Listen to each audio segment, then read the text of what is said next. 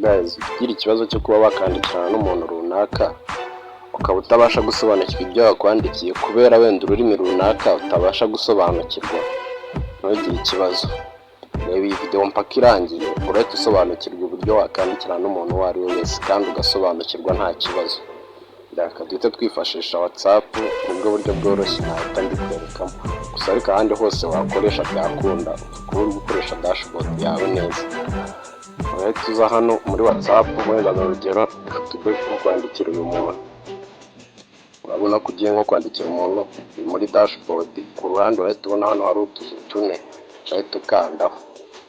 Ugiye ku kaboko k'ibumoso urabona ko hari ahantu handitse ngo translate, urahita ukandaho. Wenda suppose ko tugiye kwandikira umuntu uvuga icyongereza, twebwe dukoresha ikinyarwanda kandi icyongereza ntacyo tuzi. Duhita dukanda hano hari icyongereza duhindure dushyire mu kinyarwanda kubera icyo turandikamo icyo bihinduka cyo ururimi bihindukamo rwo rurahari icyongereza. Ushaka no guhindura mu rundi rurimi nta kibazo byakunda nabyo. Wenda katwandike ngo amakuru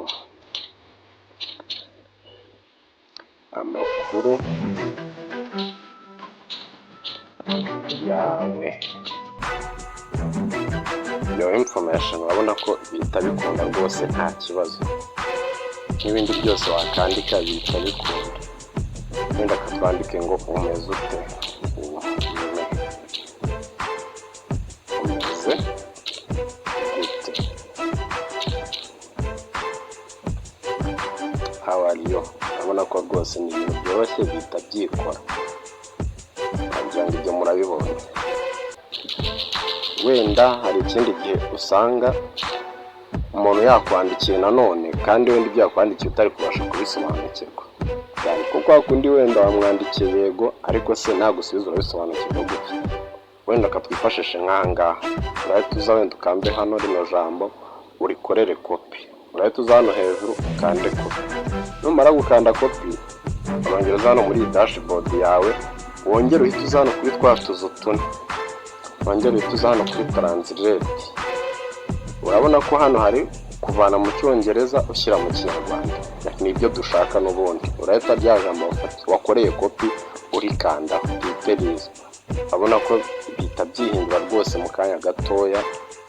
Urabona ko bise bavuga ngo ijoro byagenze gute.